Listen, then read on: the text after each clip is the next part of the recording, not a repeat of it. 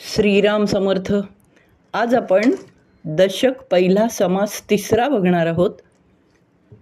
शारदा स्तवन. गणेश ही बुद्धीची देवता आहे, ज्ञानस्वरूप आहे, आणि शारदा शक्ती स्वरूप. या समासात अनेक विशेषणांनी तिचं अतिशय सुंदर वर्णन केलंय समर्थांनी.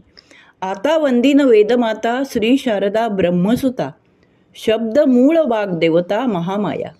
किती भूमिकांमधून ती दिसतीये.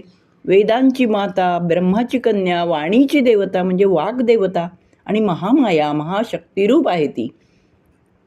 वाग्देवता म्हणजे वाणी. वाणी 4 प्रकारच्या असतात, त्याही समजून घेऊया. परा, पश्यंती, मध्यमा आणि वैखरी. परा नाभिस्थानी असते ही परावाणी. आपण म्हणतो ना कधी कधी मुलांना, काय बेंबीच्या देठापासून ओरडतोय. पश्यंती हे हृदयाचं स्थान आहे, मनापासून बोलती अगदी, असंही आपण म्हणतो. मध्यमा म्हणजे गळा म्हणजे स्वरयंत्र, आणि वैखरी म्हणजे जीभ हे तिचं स्थान आहे, वैखरीचं. आतून बाहेर अशी ही वाणी प्रगट होत असते, म्हणून तिला चतुर्विधा असंही नाव दिलेलं आहे. अशा शारदेला वंदन आहे. दासबोधामधील ओव्यांच्या शब्दामागचा अर्थ कळायला हवाय, तर आपणही शारदेला वंदन करूया. आता वर्णन करताना तिला समर्थांनी खूप विशेषणं दिलीत. मोक्षाचे वैभव, महन्मंगल, लावण्य स्वरूप, तिला इच्छाशक्ती सुद्धा म्हटलंय. सत्वरूप, शांतिरूप असंही म्हटलंय. तिची रूपं अनेक रंगी आहेत, अनेक रूपात ती नटते. ती बहुवेशे नटली, माया शारदा एकली. तिला भगवंताची माया म्हटलंय. म्हणजे भगवंताला जाणायचं, ओळखायचं तर माध्यम आहे शारदा. आपण पहिल्या समासात पाहिलं ना, खरा देव जाणणं हा आपला हेतू आहे भक्तांचा. भक्त म्हणजे आपण. आता हा भक्तिमार्ग आपण चालायला लागलोय, म्हणजे हा ग्रंथ दासबोध आपल्याला समजून घ्यायचा आहे. तेव्हा शारदेला नमन आपणही करणारच आहोत, कारण तीच आपल्याला समजावणार आहे. आत्ता मी हे बोलतेय, हे शब्द म्हणजे सुद्धा तिचेच रूप आहे की. थोडं सोपं करूया आपण. घरात वडील पैसा आणतात, तो डायरेक्ट खाता येतो का? नाही. मग आई त्याचं धान्य आणणं, ते निवडणं, दळणं, शिजवणं, पुढचे सगळेच उपस्कार करते, आणि ते खाऊन त्याचं शक्तीत रूपांतर होतं. हे कोण करतं? आई. म्हणजे आई हे शारदेचं रूप आहे. ज्ञानरूप गणेश शब्दातून ही शारदा आपल्याला समजावते, आणि तेव्हाच तो गणेश कळतो.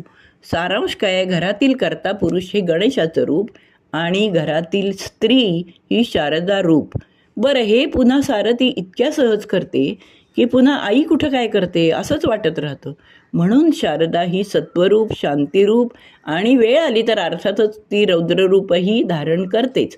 सारांश काय? विविध रूपांनी नटणारी ही नारी हेच शारदेचं चालतं बोलतं स्वरूप आहे. या शारदेला समर्थ 17वी जीवनकला सुद्धा म्हणतात. पुन्हा समजावून घ्यायचं, कुटुंबातलंच उदाहरण घ्यायचं तर जीवन जगण्याची ही कला ती शिकवते. म्हणजे घरातल्या साऱ्या कुटुंबांचं कल्याण व्हावं म्हणून ही नारी झटतच असते ना.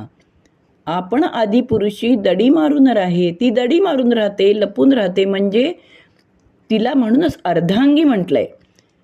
इथे महत्त्वाचं हे आहे की कुटुंबात पुरुष आणि प्रकृती दोघेही सारखेच महत्त्वाचे आहेत, कारण एकाशिवाय दुसरा अपूर्ण आहे.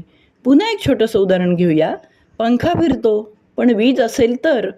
वीज दिसत नाही, पण पंखा तिच्याशिवाय फिरणार नाही. दोन्ही महत्त्वाचं.